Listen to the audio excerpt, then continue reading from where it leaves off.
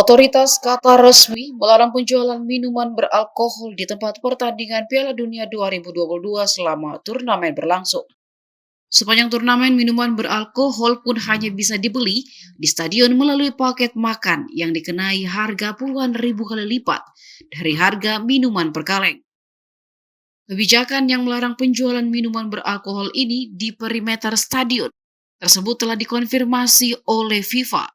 Akibat kebijakan tersebut, minuman seperti bir hanya tersedia di fan zones usai pukul 19.00 waktu setempat dan tempat-tempat hiburan berizin resmi. Apabila supporter ingin menikmati minuman beralkohol di Stadion Piala Dunia, mereka mesti membeli paket makan yang disiapkan tuan rumah.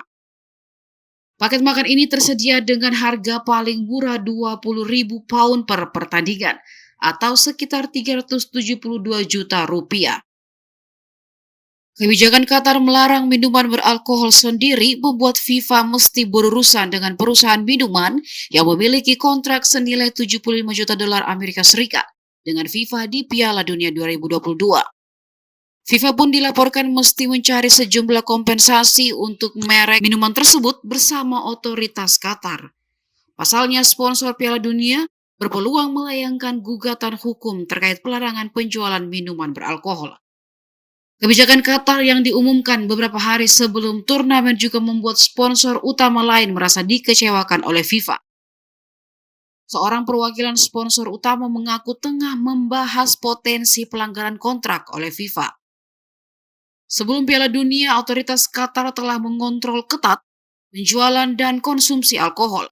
Penjualannya hanya dibolehkan di bar-bar hotel selama bertahun-tahun sebelum gelaran Piala Dunia 2022.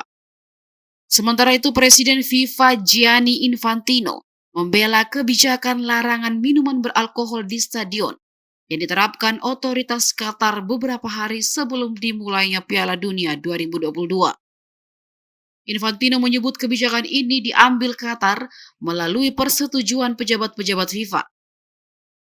Ia bahkan seolah menyerang balik para supporter dengan mengatakan tidak minum bir selama 3 jam, kalian masih akan tetap hidup.